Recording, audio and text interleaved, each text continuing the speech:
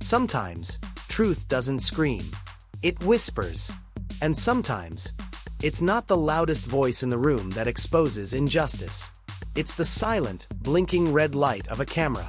This is the story of what happened one quiet night in a neighborhood where secrets lived behind every fence, and how one man's prejudice nearly destroyed a life, until justice appeared from the unlikeliest of places. It was a small, suburban street.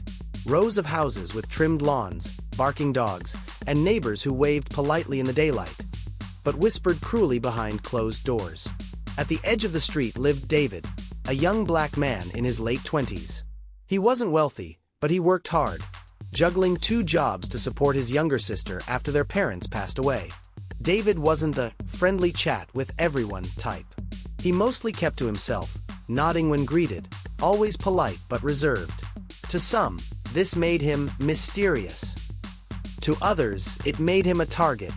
And among those watching him closely was Mr. Thompson, a retired officer in his late 50s.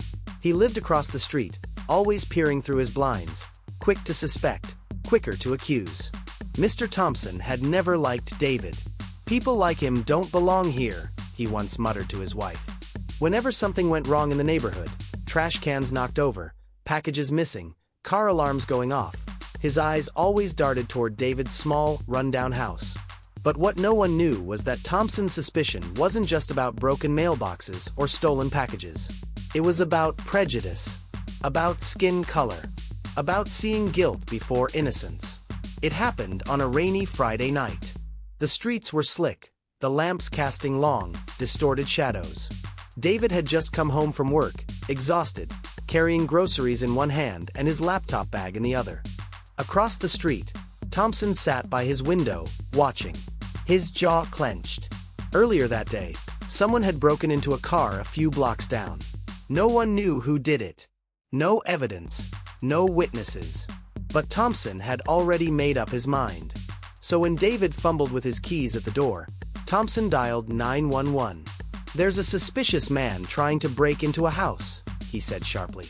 "I think he's dangerous." He didn't say that the house belonged to David. He didn't say David lived there. All he said was enough to send police racing down the street.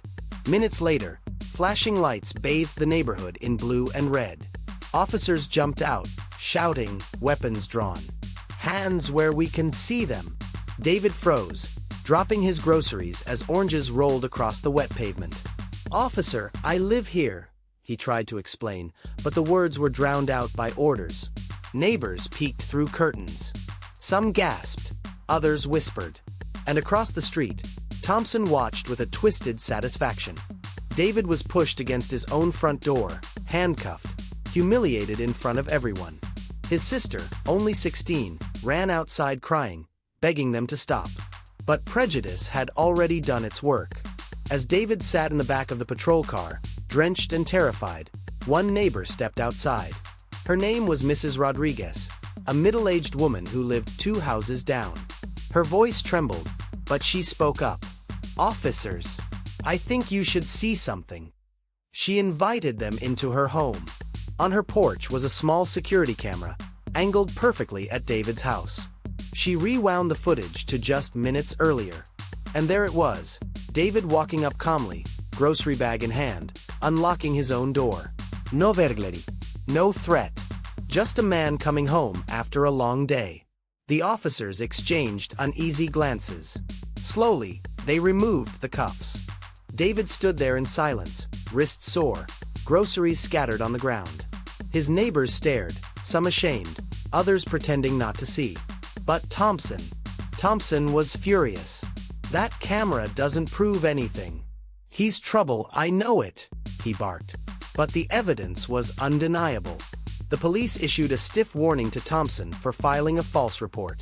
And though they left quietly, the damage had already been done. Inside his home, David sat with his sister. Her tears stained his shirt as she whispered, "Why do they always think you're guilty?" He had no answer. Because deep down, he had wondered the same thing all his life. Why kindness wasn't enough to erase suspicion. Why hard work wasn't enough to erase prejudice. But he also realized something powerful. Without that camera, without Mrs. Rodriguez's courage, his story could have ended very differently. The next day, the neighborhood was buzzing. Some avoided eye contact with David, guilt heavy on their faces. Others approached quietly, offering apologies, excuses, or silence. But Thompson, for the first time, he wasn't watching through his blinds. His reputation was ruined. Whispers followed him instead. The man who lied. The man who cried wolf because of hate.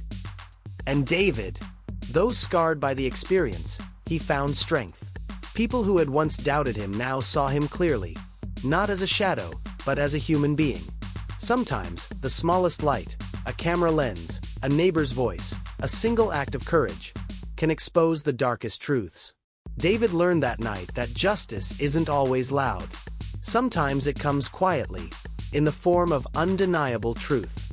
So the next time you're tempted to judge someone by how they look, remember David. Remember the groceries spilling in the rain. Remember that lies may travel fast, but truth always catches up. Because justice always finds its way.